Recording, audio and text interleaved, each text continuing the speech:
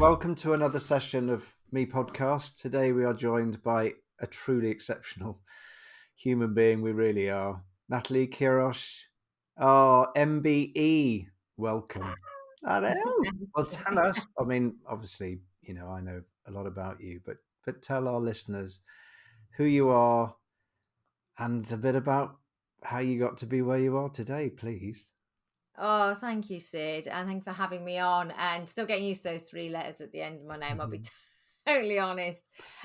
So I currently just to set the scene, I run a community interest company. So that means it's a not-for-profit, like a charity, but without all the extra red tape that charities have. And I work with young people, vulnerable young people, doing talks around reality of knife crime, prevention of youth violence, and working with a lot of vulnerable young people to really understand why they might feel like they do. So it might be they've gone through some really tough times in their lives, and saying to them, you can still live your best life. I want you to understand why you feel like you do and try to empower them to make positive choices. So that's the majority of my work. I do motivational speaking as well.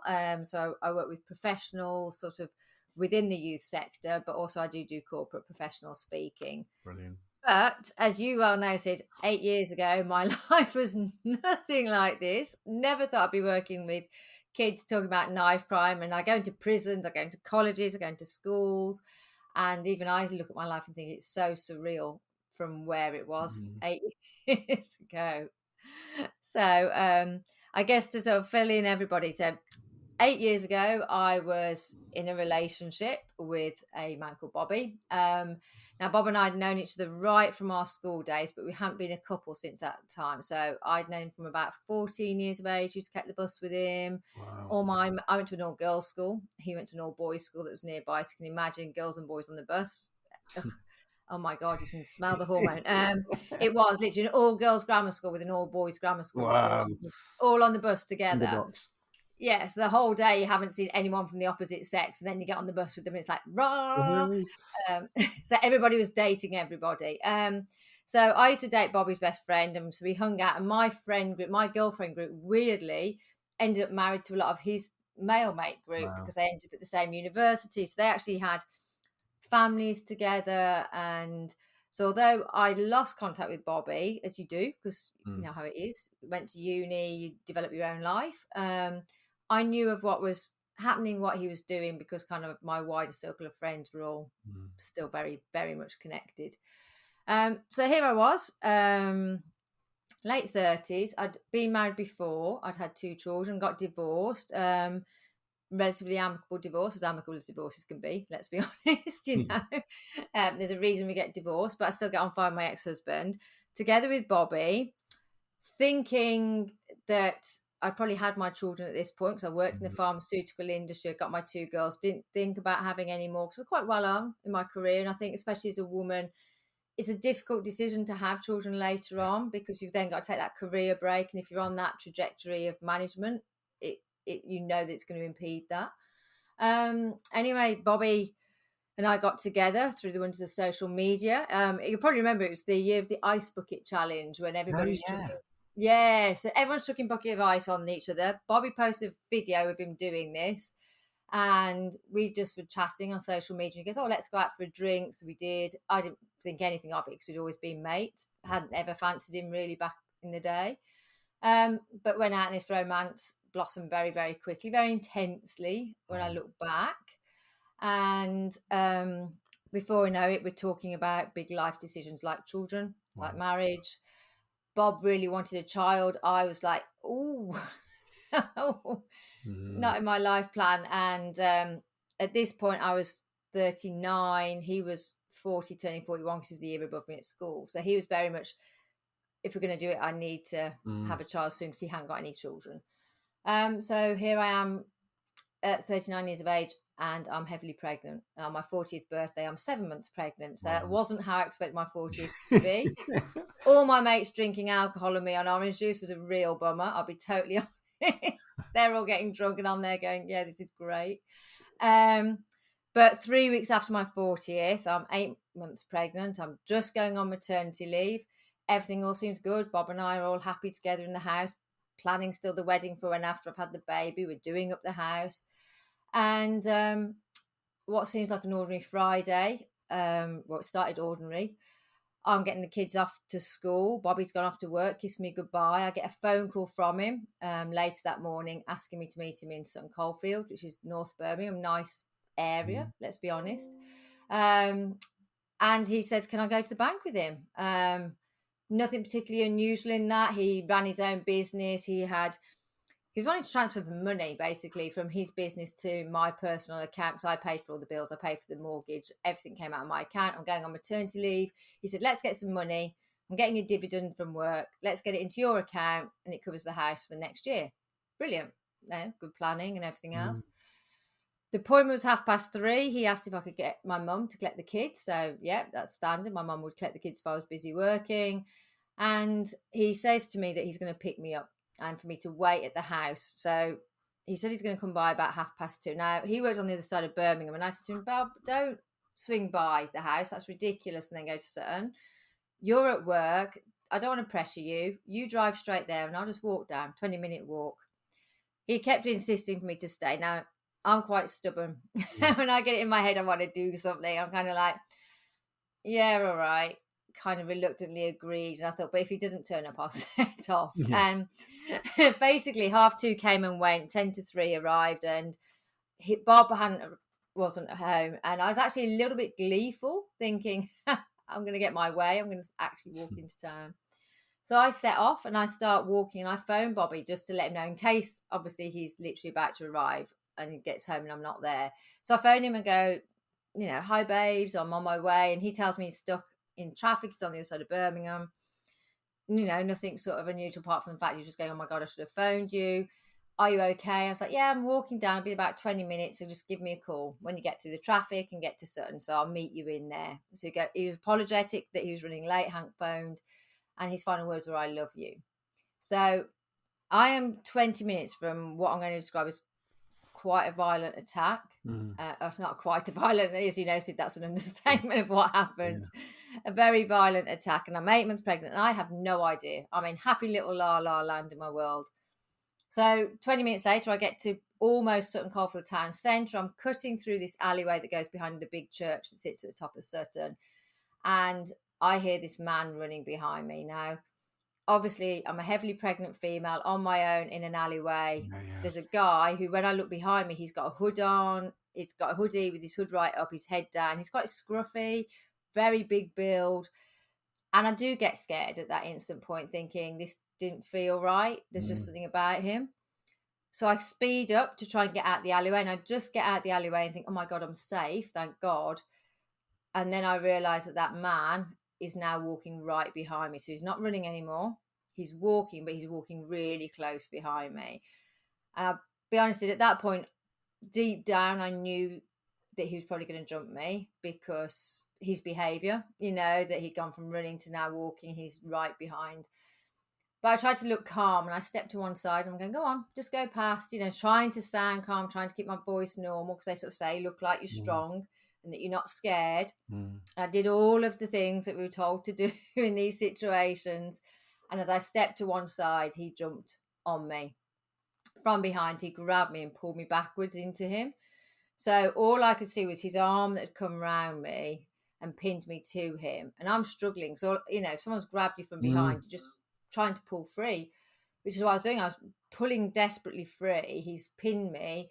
I think I'm getting mugged because my handbag is obviously on my shoulder. I'm pregnant. I look vulnerable. So I'm trying to drop my handbag to go, just take it. Just take it. I'm just assuming that's what you want. Just take my bag. But as I go to drop my bag, and I just want to put a little trigger warning out to people listening, because the next bit is a bit of a hard discussion. As I go to drop my bag, he pulls me tighter and I suddenly see his right hand. He's holding me with his left arm, but his right hand flashes up into the air and he has a 12-inch carving knife in his hand. I'm looking at the blades saying, honestly, you don't need to do that. You mate, stop, thinking this is ridiculous. What on earth is happening? Don't. But within a split second, he stabbed me and he went straight through my chest. And it's a really weird sensation because I know this sounds ridiculous and it does sound ridiculous. I'd never had anything vaguely like this. I was very blessed that I grew up in a nice area. I'd worked in a, in a wealthy industry and things. So this kind of street violence was something luckily I hadn't experienced ever. So I remember the first thing thinking, what the heck? This isn't my world. This doesn't happen. What's happening? But also in denial that I was being stabbed. It's like my body just wouldn't accept it. So I remember looking at the knife and I was looking at myself and I could see that I was injured.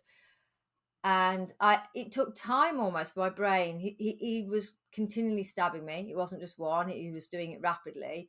But I was almost like a bystander. A lot of people talk in trauma, people leave their body. And it was almost like I was watching it and then realizing that's me and that he's stabbing me. And the next thing, your body, then the adrenaline surges, you're in fight and flight, you're in that survival mode. I'm trying to break free, I'm screaming for help. 2 guys did come to help, thank God. They wrestled him, they pulled him to the ground, but the attacker pulled me backwards with him. He carries on stabbing me. At this point my brain's going, well, why me? And apparently I was screaming that to him. I was going, why me? What have I done to you? Trying to reason with this man, like, what, I remember screaming at him, I'm pregnant, please stop. But he kept on. The guys wrestled with his arm. They held him for a minute and he did actually let go of me for a second.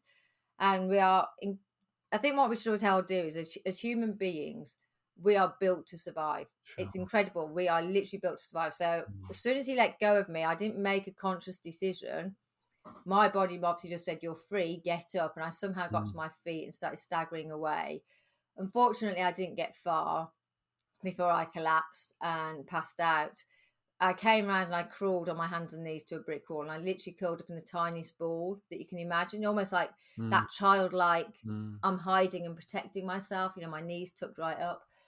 And the attacker unfortunately broke free too, and he came down the hill walking. He was very calm, and he held the knife to my face, not punched me unconscious, and then when I came round, he was carrying on the attack. So at this point, I'll be honest, I really thought that this was it. I thought, this man's not stopping. I don't know what I've done to him. I don't know why he's doing this, but he was meticulous. He was incessant, and very eerily, he didn't say a word. He didn't speak. So no matter what I was screaming at him, I was telling him, I'm a mom, please don't do this. I've got children already. Because obviously I've taken my 2 kids, they were only 10 and 6 years of age. They were very little still, just year 5 and 1. I'm thinking, I've got kids, take them to school, please. I'm a mom, please don't do this. Now, luckily, another third person intervened, a lad called Callum. He'd heard the shouts for help. The original passers-by who'd been tackling the attacker, one of them had run down to the bottom of the hill where it's literally the town centre. It's really busy. I mean, I was only about 100 yards from the busiest part of Sutton, where there's a McDonald's and bus stop. So Tony, one of the passers-by who'd been trying to wrestle with the attacker, ran down there to try and get some more help.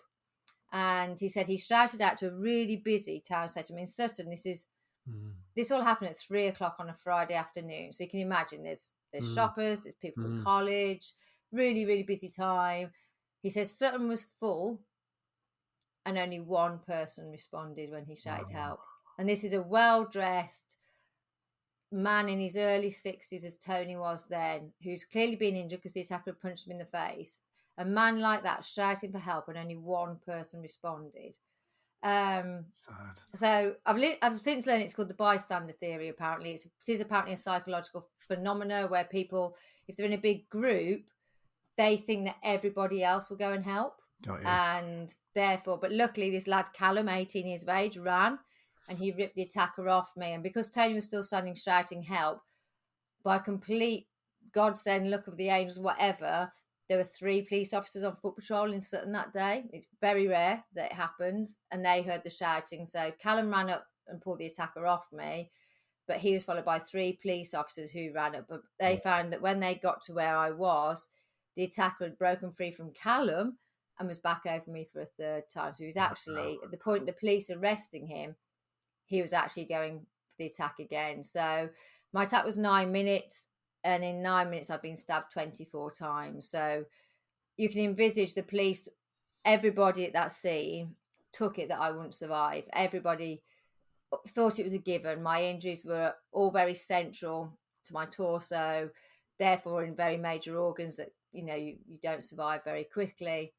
They gave the amazing first aid. They were talking to me. That whole thing that we see on the TV where they're going, tell me your name, keep talking to me, Natalie, keep talking.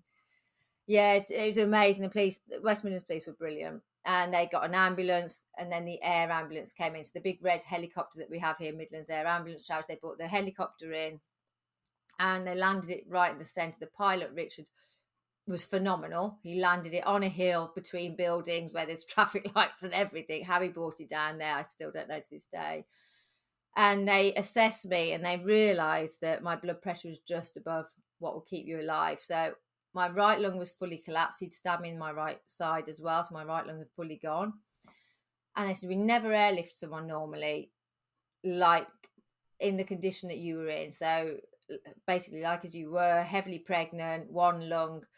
We would do our best to stabilise you before even contemplating an airlift. But luckily, Dr. Ravi, who's a very experienced trauma doctor, he'd been to various war zones because he's a military doctor, and he made a very quick decision, like, we just need to lift her. We just need to airlift her.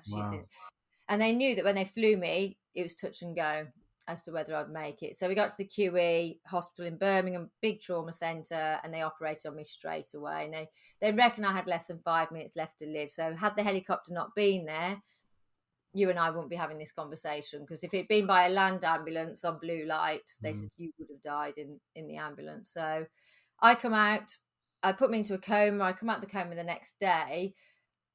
First of all, I'll be totally honest, you wake up and think, oh my God, I'm actually alive.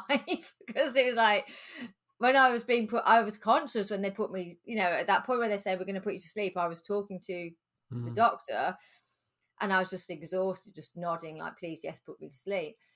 So I have no idea. At that point, I almost didn't care if I was going to live or not, because I fought to stay alive for so long. I was almost exhausted. I really was exhausted.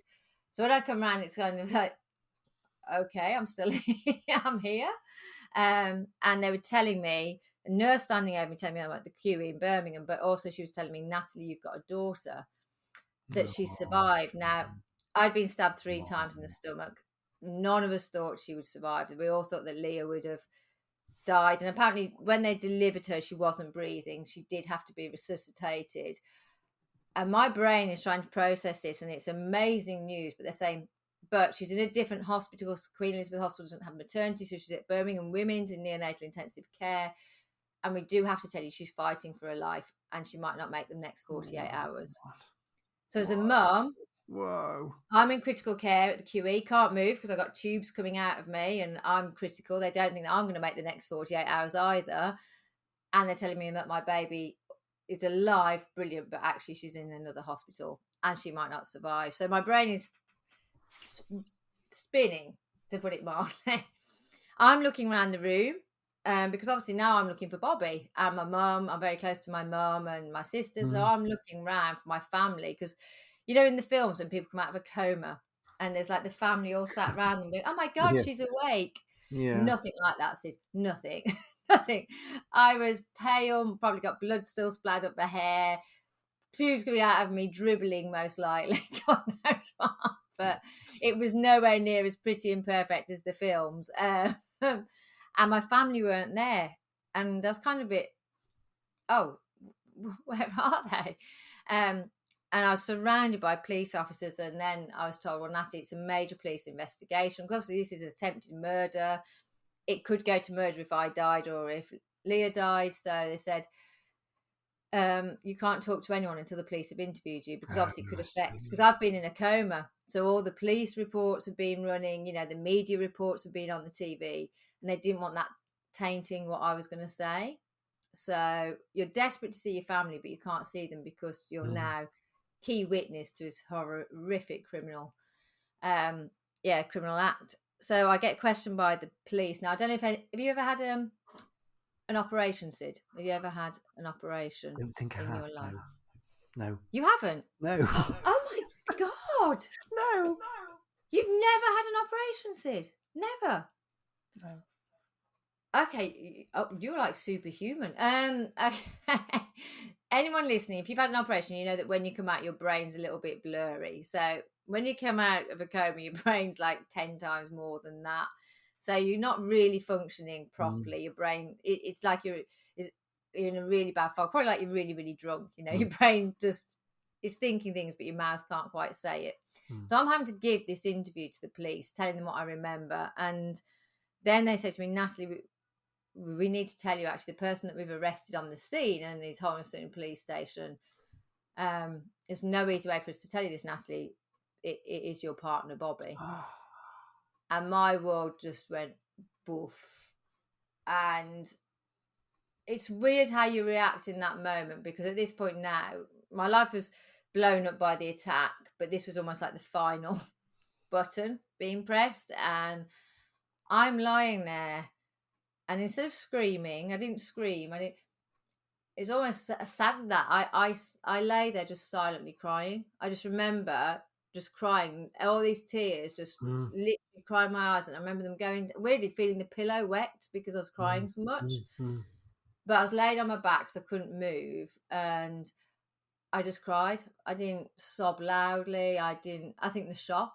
It Mm. was just that whole internalizing so much pain that my body, or probably fear of my body letting it go at that point, Yes. because I'd explode almost. And Mm. that sounds like dramatic, but it's kind of, I had to hold on to it, because otherwise I was at that point that I was going to just fall apart. And then in the preceding weeks, months, life just unraveled. I learned that everything that Bobby had been telling me was a complete lie. He was leading almost like a double life. He didn't have another woman, which sounds really weird. He didn't have another woman as such. Basically, he comes from a devoutly religious family who didn't approve of our relationship. So he was the eldest boy in that family. It is a South Asian family, and culturally, Mm, the eldest boy can be, there's a lot of importance put on the oldest boy still, very traditionally. mm. And his father just passed away when we got together, and his mother and him had a very close relationship. But he was basically lying to his family, saying that he was still doing everything that they wanted, that he was this good son. The mum knew about me, that he was dating me, and she disproved and she did disprove of it, because obviously I come from a different religion. I'm British Catholic, well, half Portuguese, hence a funny surname. Mm. But she did disprove, but as it came out, his family didn't know I was pregnant. They didn't know the extent of our relationship, about us living together and planning our wedding. Basically, Bobby had created one story for them, another story for me, and whoever he met, he created a story. Now, when it came to court, he did plead guilty. He had no choice. He was caught standing over me with the knife by police. And in court, he just said the pressure from his family had caused him to have his temporary adjustment. It was absolute below. This was a 41-year-old male, who had his business or whatever. That's just absolute rubbish. And I think, unfortunately, this is where the justice system does let you down. Because he pleaded guilty, they didn't dig too deeply into what was going on in the build up Okay. to what he did. Because, as they said, we don't need to find a motive because he's pleaded guilty. But actually, what I found out after he pleaded guilty and through digging, then eventually talking to his family and it's like having a jigsaw puzzle and getting all Yeah. these pieces. I found out the car Bobby drove wasn't even his. I mean, we had two cars on the drive that I thought were his. They turned out not to be his. One had to be towed off to the drive while I was still in hospital. The other was impounded by the police because it's what he drove to when he came to murder me. But neither belonged to him. He was getting kicked out of his business because he'd been taking money illegally. So he was broke. Remember this large sum of money that he was Yeah. transferring, which was going to be £20,000. He had £11.36 in his bank account the day they tried to murder me. Wow. £11.30. Well, I always remember £11.36 because it's such a Mm, horrifically low and weird number. Everything was a lie, and I think in my I faced him in prison in 2017. So a year later, I was always determined. I wanted to face him and get mm. some answers for myself. And I wanted to make him look me in the eye because he wouldn't look at me in court. And I was like, no, you're not getting away with this. You're going to Yes. you're going to be accountable for what you did. And when I faced him, he was very detached, quite cold, very matter of fact, like, oh, well, it happened and I am sorry, but yeah, I can't really explain it. And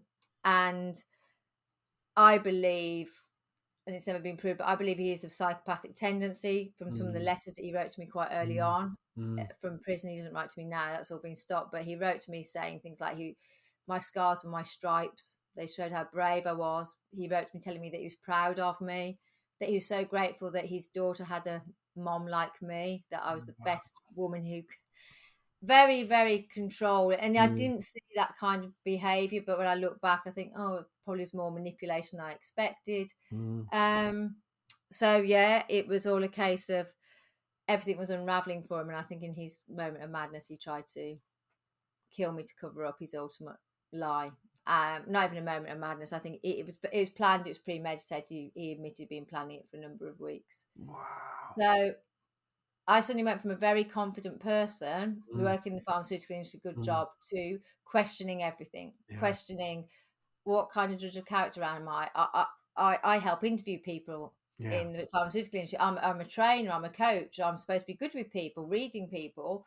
Yet my partner has just spent his entire of our relationship completely lying, as he lied to everyone and manipulated everyone. And there's a lot of shame around it because obviously people gossip and talk about it. So all of a sudden I was feeling all the feelings that people get with trauma. So that guilt, that isolation, that self-worth destroyed. Luckily, I had a psychologist who I saw for 3.5 years, and she was absolutely amazing and helped me rebuild that self-worth. And I think as I went through that journey, I realized that life is very short, that I wanted to do more than just work in the pharmaceutical industry, although it paid very, very well. And before I knew it, I was talking to young people in schools about being a stab victim and doing motivational speaking. I wrote my book, and that's how my whole career change happened. So sorry, that wasn't very succinct. Sorry. I hope you're still listening. Oh, it's amazing. So in term, I mean, just mind blowing. I mean, just in every way. But I mean, but what have you? What has it taught you? I mean, you mentioned earlier about that sink or swim feeling. I mean, what did you learn? I mean, horrific. Everything's horrific to kind of go through. But what kind of things did you learn along the way through that? Yeah, and there were some really key learns, which at the time you don't see, because you're almost really surviving. The biggest thing I learned was that we put a lot of pressure on ourselves, especially I think with social media, that we see people leading these perfect lives and, oh, we're doing this, we're doing that. And we feel that if we're not achieving those goals and things like that, that somehow we're failure. Now, I was getting by almost on a day-to-day basis, that I had to keep my head above the water. So when we use the analogy of sink or swim, I had to choose to swim every day. I could easily have given up. Trust me, the number of times I could have just laid on the sofa and not got dressed. I couldn't even count, in my head, just thinking, I just can't do this. But every day, my 3 children were my reason to keep going, were my reason to get up, my reason to get showered, my reason to look as normal as possible, normally inverted commas, but normal mummy. I was breaking inside, Sid. I was absolutely breaking. But I knew that if I could just tread water, so I described it to my psychologist. I was like in the middle of an ocean. I actually drew an ocean. I drew these big waves in one of our sessions, and I drew a little stick man in the waves with their arms up. And I said, that's me. Wow. And she went, explain. I said, that's me. I said, these waves are crashing on me. I'm trying my best to keep my head above the water, but I'm treading water. I'm just keep. And she goes, Natalie, you just keep kicking. And she said, and you're winning. I went, you are? And I said, but I don't feel I'm winning. She goes, you are. Because when you're in those tough times, you've chosen to swim. Yes. But you've got through that day. You've kept kicking. You've kept your head above the water. You've got to congratulate yourself. You're not going to berate yourself like, oh my God, I'm a failure. I'm bobbing around in this sea just about keeping my head. No, because when we're in those really tough times, we can just keep going. So I think first lesson is don't be hard on yourself. Because if you're in a tough time and you're making it through, and if it's a day-by-day process, you congratulate yourself when you get into bed and think, do you know what? That's another day done. I've done it. Wow. think about what your reason is. What's your why? What's your glimmer of hope? What's your glimmer of light? For me, my why was always my children. It was envisaging us being together as a tight family unit and holding on to that vision and hope. And then as life developed, my kids are the core of me to this day and will always be. And then I have other things. So as I started to progress through my therapy, I used to talk to my psychologist about things I'd like to do. So my little glimmer of hope was actually, you know what? I want to do something more than the pharmaceutical industry. And I was always too scared to before because I thought, well, I can't give up this really well-paid job. But actually, I nearly died. And there's a glimmer of hope. I could lead a life that I feel is a little bit more worthy than what I was doing. And then I started planning and doing little goals. So I've even got it in my desk here. I've still got the original notebook, and my psychologist said, write everything that you want to do. Brilliant. So I wrote it all down. And do you know what? If I reflect on that list, I have done most of that list. And that was what I wrote years ago. So I wrote things about, I wanted to move out the house that Bob and I shared. I wanted to write my book. I wanted to do something that I felt I was actually helping people directly, not just being in the pharmacy. And that's another thing I learned was look for that glimmer of light. Think, what is my little hope for the future? And hang on to it. And it might just be that it's a little flicker, but keep going, just keep and write it down. Write down, well, actually, I'd like to do this, and then break it down into little steps. So for me, it was, say, for example, I want to sell my house. Now, for some people, it'd be, okay, you phone up Purple Bricks or whatever estate agency you're going to use, whack your house on there. It's going to go on to Zoopla, Rightmove. People come round, all done. For me, I was in a house that we'd bought that needed doing up. I thought, right, I've got to decorate some of this so it can sell easier because it looks quite rough. But I can't just get any old decorating because I'm scared to have somebody in the house. So I've got to have somebody that I trust. So I broke it down to literally, right, I need to find a decorator. When I have the decorator, who can I have in the house with me while the decorator's in so I'm not scared? Okay, so what room we're going to... And I literally broke it down into those tiny little steps. And every time I did it, even if it was like, call the decorator, book the date in, even that sounds ridiculously tiny, having that and being able to tick it off just helped me to take those baby steps to plan a new life. And I did do up the house. It was incredible. And one day my mum came around to find that I'd pulled up the entire hall carpet, which was a little bit shocked because I found there's a nice wooden floor underneath it. And Mum came round, I'm like there, like just pulling up sections of carpet. Like, I think she thought I had actually lost the plot at that point. She's like, Natalie, you're okay. I'm like, yeah, look at this floor, it's amazing. Because all of a sudden I had this energy because I could see that the goal was realistic because I'd made it manageable. So yeah, make sure you don't berate yourself in tough times. Keep your head above the water. Find your reason to keep going, whatever that is. If it's your dog, your cat, a friend, a relative, for me, my children.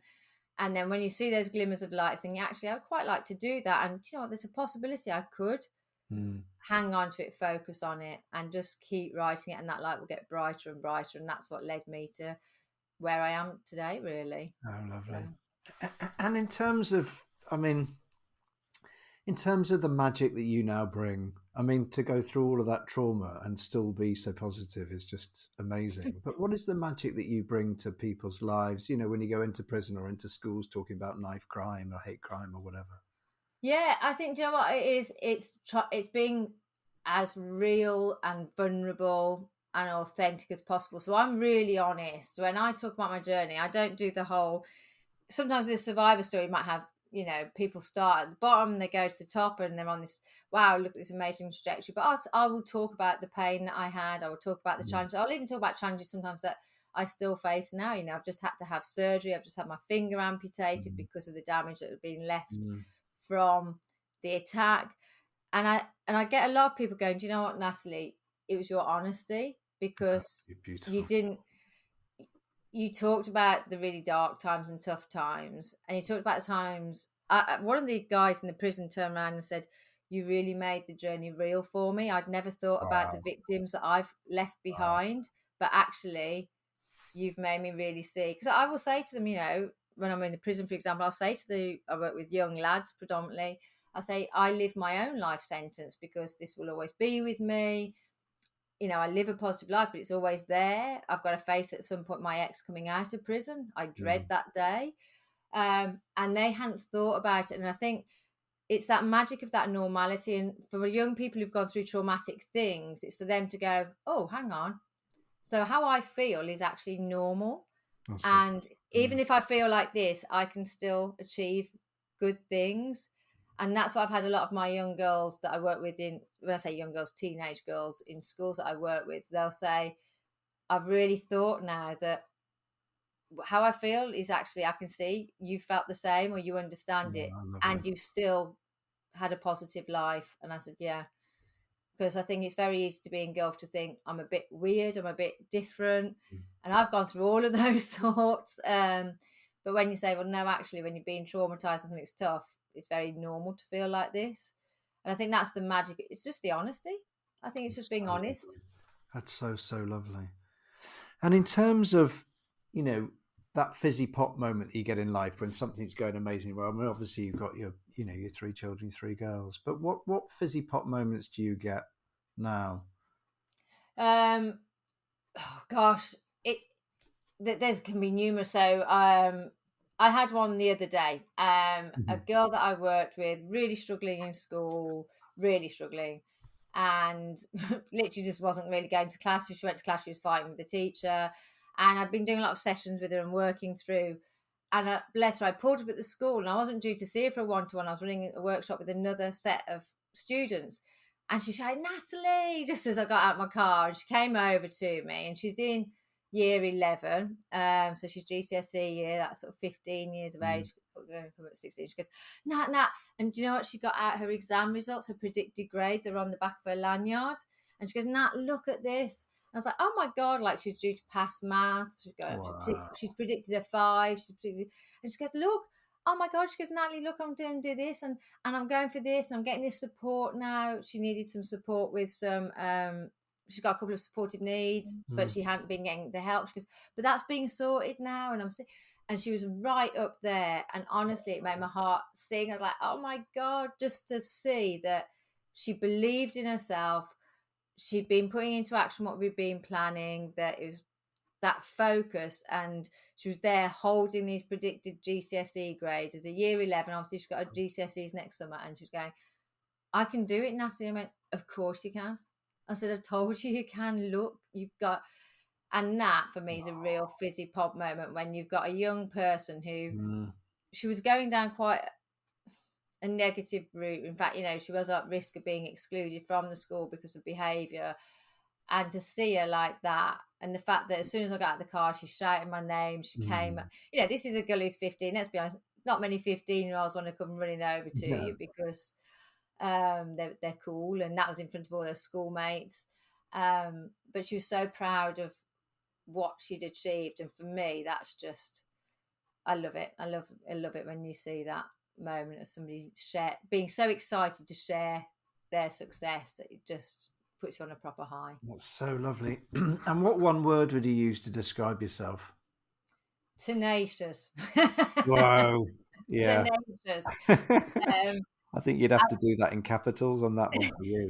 Oh my life. You have to. I think everyone has to be tenacious in today's world because it's really tough.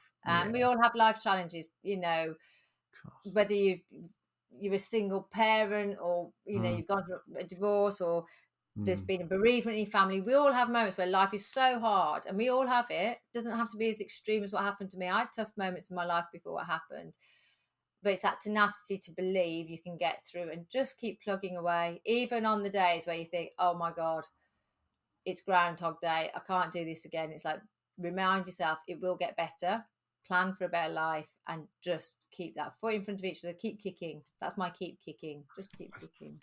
I love that. Keep kicking. So lovely. Oh, Natalie, thank you so much for sharing your story. I could talk to you for hours. Oh, it's just amazing. I